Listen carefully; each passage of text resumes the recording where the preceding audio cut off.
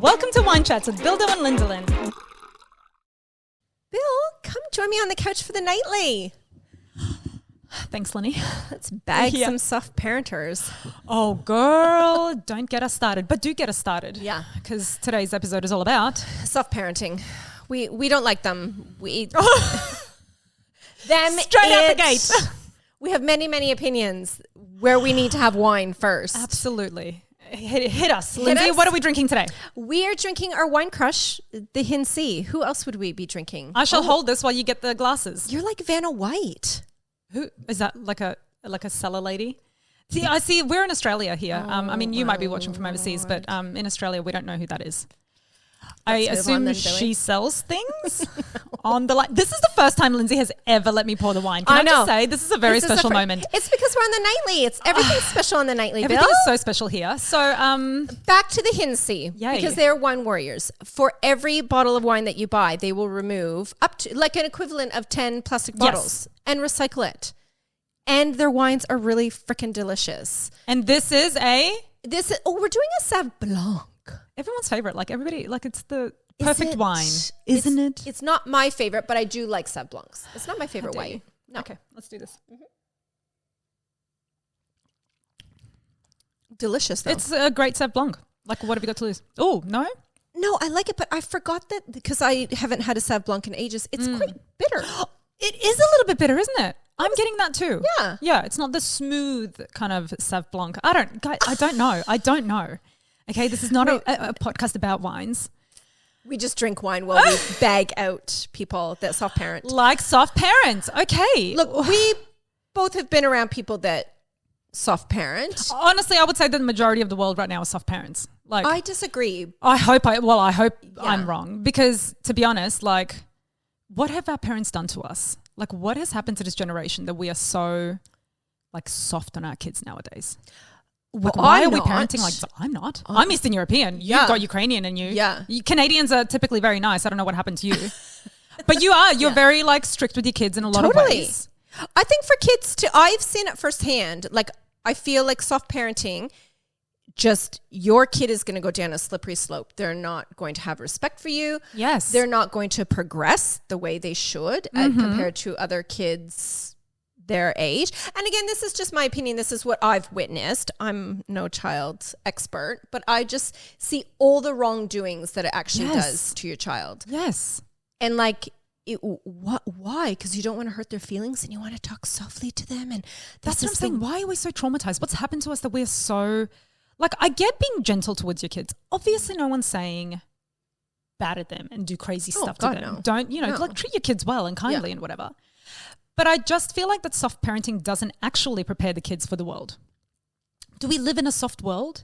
Are we living in a gentle space? Yeah. This is probably like the most horrible we've been to each other in the world, really. Like with social media, with, all the wars happening in the world. Yeah. So if I'm raising my kids in this really soft, like gentle, like calm yourself, like your tantrum is perfectly reasonable. Like what is happening? Slap. What is happening? Yeah. Like, I don't understand when we are just letting these kids have these big emotions. Like, big emotions are fine, but they have to be proportionate to the situation.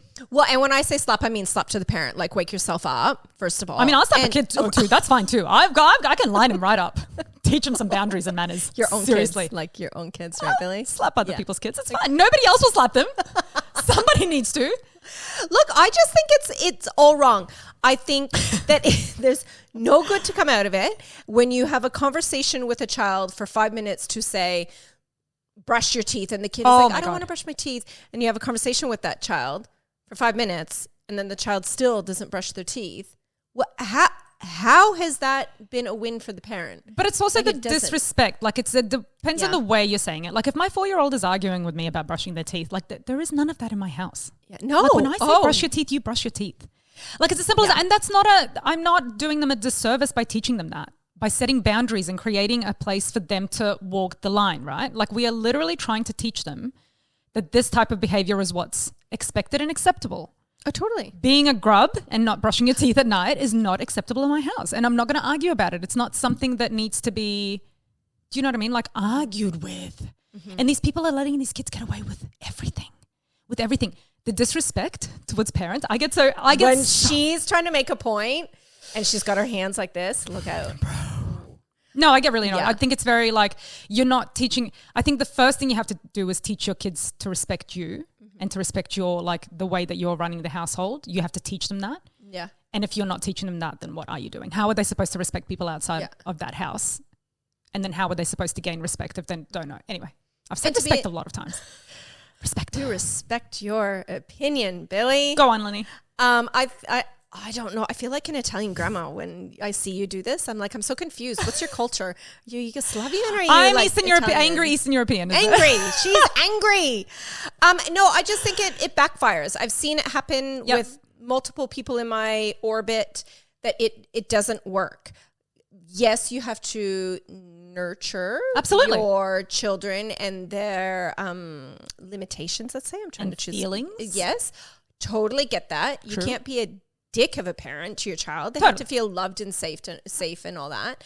But I just think when you let them walk all over you, they're going to walk all over you. And they're going to turn out to be these children that other kids aren't going to want to be around. And then just they're not going to be normal people. But that's it. If you are the person who teaches them about the world, right? Mm-hmm. And if you are teaching them to walk all over you by excusing it in a way where you're saying like, oh, but I'm gentle parent, like this is a gentle approach to like they dropped their ice cream, so now they're throwing the most craziest tantrum of all time, and that's okay because they have their big feelings and it's okay to feel those. No, bitch, it's not. It is not okay for your kid to throw these huge, outrageous, disproportionate like feelings around and tantrums around over something that's minor. Mm-hmm. Absolutely. Like when something, you break your leg, cry. That's fine. You're allowed to cry then. All the times. So glad I was not birthed to Billy. No, well, it's funny because I think people would think, and I remember when you first had you had kids before I did, like you had Bane beforehand, and I used to be like, oh my God, Lyndsey, you are such a harsh parent. Like you would let your kids cry it out, you would do all those things. Totally. I remember when you used to tell me like let them cry it out, and I was too soft a parent for that. Yeah. But when my kids would cry in the middle of the night, and this is after doing it a long time, I'm not saying the first time they did it, but when they drive me insane, I would grab the blanket, I would grab their pillow, and I would be like, you're going outside. When they would be throwing massive when they're tantrums. Babies? Lyndsey, in the middle of the night, I have taken When they're babies? No, when they're babies. No, when they're like toddlers. But when they're toddlers and can reason with them, and I'm like, no, this is the 6th time I've come into your room to fix the corner of your blanket because it got moved. Right. You're going to go sleep with the chickens. Now, people think that that's really harsh. Even I'm a bit shocked. But yes, okay. You're sleeping with the chickens. But my kids are so well regulated. They're so emotionally stable. Yeah. Do you know what I mean? Because I taught them not to be crazy.